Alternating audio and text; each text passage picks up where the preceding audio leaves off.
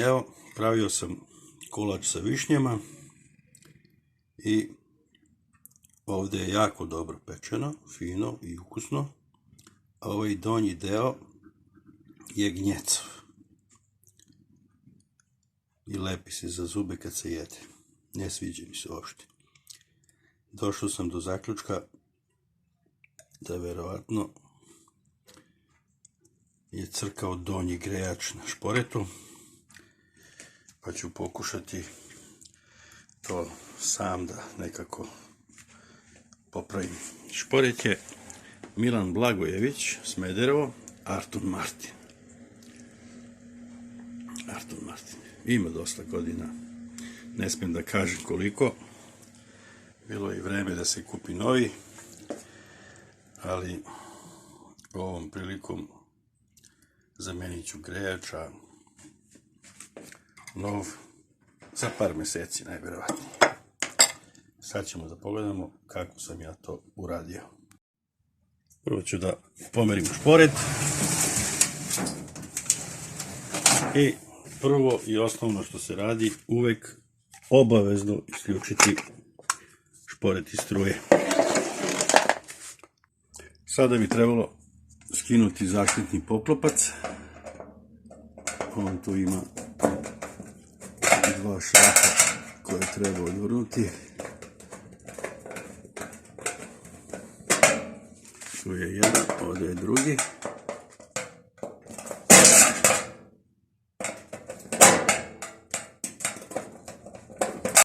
Evo, šrafove sam odvrnuo i poklopac se samo skine. Ko zna gdje su šrafovi, naći ću ih kasnije. Pa eto, ne deluje baš sjajno pozadi, ali to mu je što mu je. Grejač gornji je tu, ovom prilikom njega ne diram jer je on ispravan, a grejač donji, eto ga tu dole, treba skinuti buksne sa grejača, jednu buksnu i drugu buksnu, odnosno otkačiti žice. I sada tu imamo isto šrafove koji drže grejače. To ćemo da odvrnemo, jedan, i evo ga ovdje drugi grejač, drugi šraf.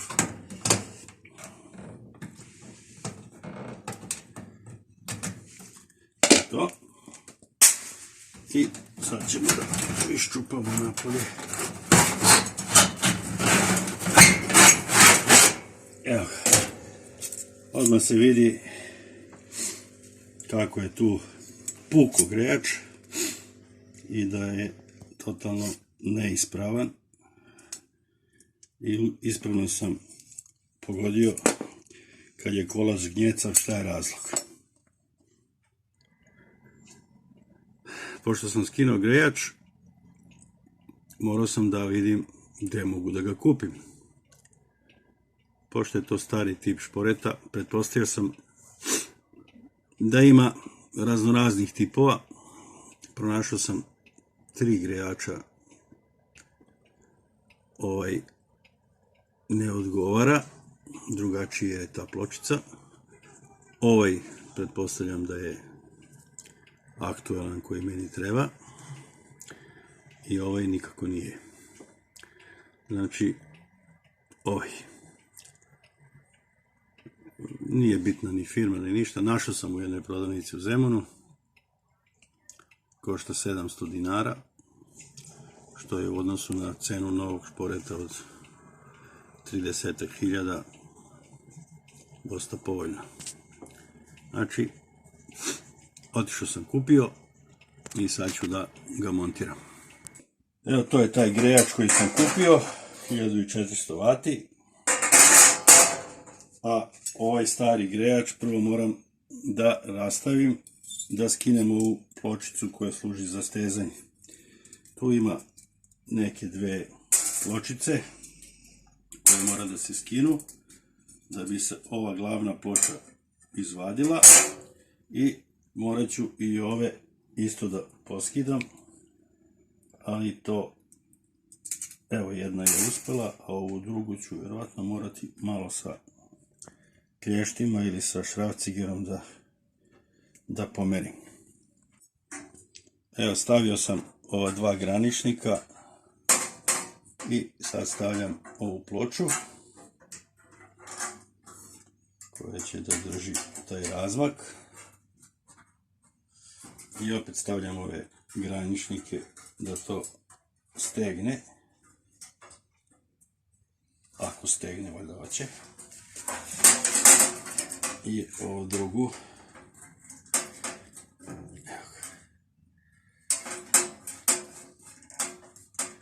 To je to.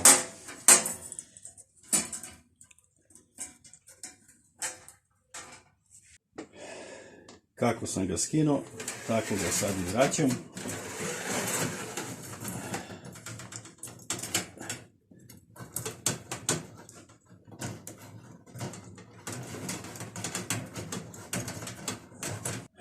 Treba ponovo zavrnuti ove šrafove.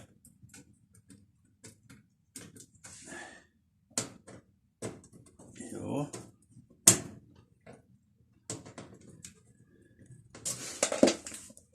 I staviti ove graničnike.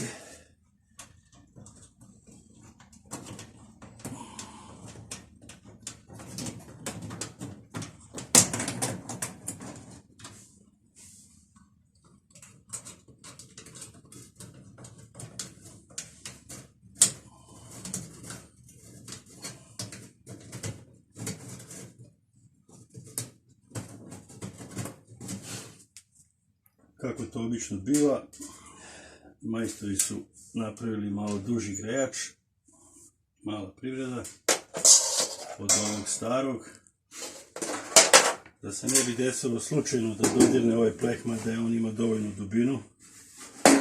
Ja sam ove buksne ipak savio na gore da bi ih priključio, da to ne dodirne kasnije tokom upotrebe u lim.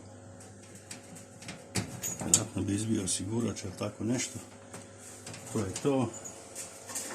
I vraćamo ovaj zaštitni pleh. Vidi se da je to sasvim dovoljna razdaljina da ne dodirne lim. I ovdje imamo sada još dva šrafa da zašrafim.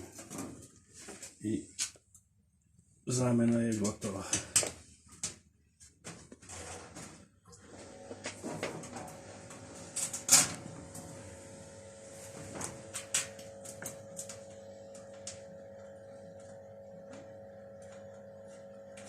To je to.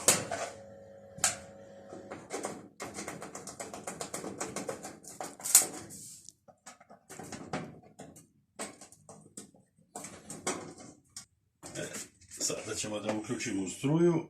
Možda će biti kabum. Neće. I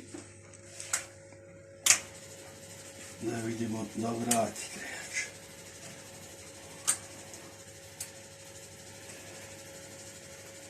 To je to. Nije se ništa desilo nepredviđeno. Sačekat ću da vidim da li počinje da greje donji grejač. Građevinaca. Svaki slučaj. Nema, ništa se ne dešava.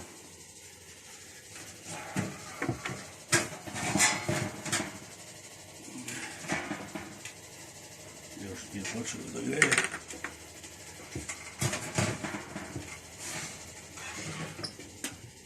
Evo, sad ćemo da provjerimo. Bije toplo.